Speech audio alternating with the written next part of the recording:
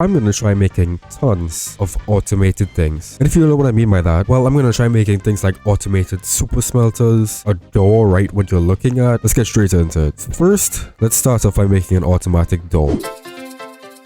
Okay, look, so it's done. This is really easy to actually understand how it works. If I press it, it opens for a few seconds and it automatically closes. How this works is basically it just powers it, but with the electricity stick, it makes it only means one. Since it only means one, that means that this one goes in. See there? So when you're turning it off, you can see it. It turns on for a bit, then turns off. And of course, you could place floors or whatever you want on this to make sure you can't see anything. I don't know if my explanation was perfect because I don't fully understand. I kind of understand, but anyways, let's move on to the next thing. So next, I want to make a fully automatic smelter. Let's test it out.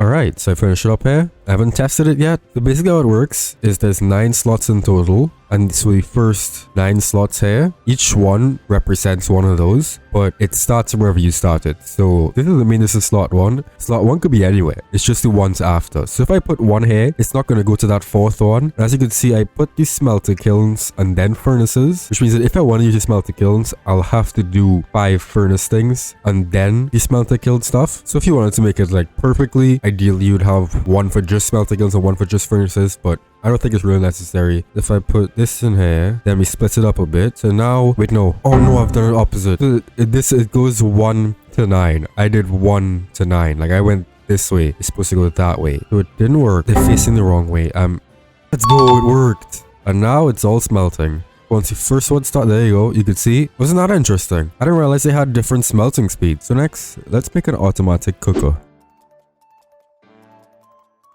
Done. A lot of timing stuff going on there that I didn't come up with myself because I'm not that smart. As you can see here, when I turn it on, I have this little green thing to show that it's on because I'm going to cover all of it up. So like having it be green on, you know, on green. Yeah, whatever. Let's test it out. So similar to the other one, the first 5 rows, let's go like that. As you can see, I have 5 food here, 5 food here. So they correspond with each other. So these 4 rock jaws are going to go with these 4 fungi. So let's see, this is the food I wanted to make. This is my first time actually testing it like this. So let's hope it actually works. Let's go. There we go. They're going. Okay, seems to be going well.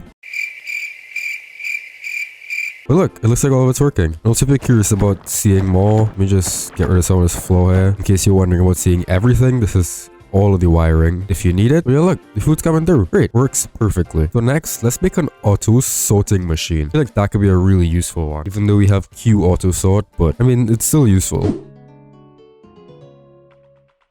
Okay, so I just finished it and now I have all these extra items that I know I have extra of. Now I can just like put them in and salvage them. As you can see, I have a bunch of just garbage here because after many hours of me figuring out how the hell I'm supposed to do this, this is to go laterally for the way this base is built, and there was only one design online and it wasn't this way. I was gonna make it myself and then I had a mistake and I sorted everything and then all the chests got destroyed and it took many hours and I spent like 3 hours. But we're here. You just go like this, all this extra stuff, and boom, it's gonna get sorted. Look at that copper, it stopped there. As you can see, all this stuff's going, then most of it's stopping here because that's most of where that stuff is. But look, because there's copper here, it goes in, and if nothing can fit in here, it just goes past it. So you put in fiber, fiber gets passed along, it doesn't fit in there, but it fits in there, and indeed it does. Look, fiber. So anything you don't have filled, you could just put a torch in or whatever, it doesn't matter, just so that it'll pass by if it's not in this chest. And this you could have extra space for some things if you get more than you expect, but it works perfectly. Biggest problem was that I had to power this, but also needed more power because it doesn't power the entire line. So you have to have another generator along the way, but I can't just put it here or else it'll power the entire thing all the time, and then that's how the chest broke. And if I really wanted to, I could,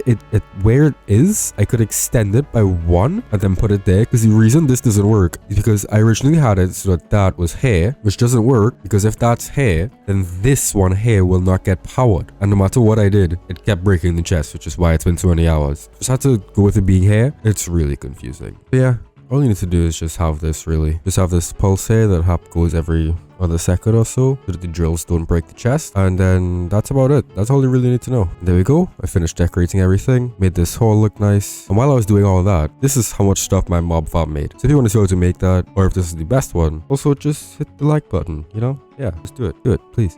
Please. Do it. Do it. Do it. Do it. Do it, please. Please do it. Please.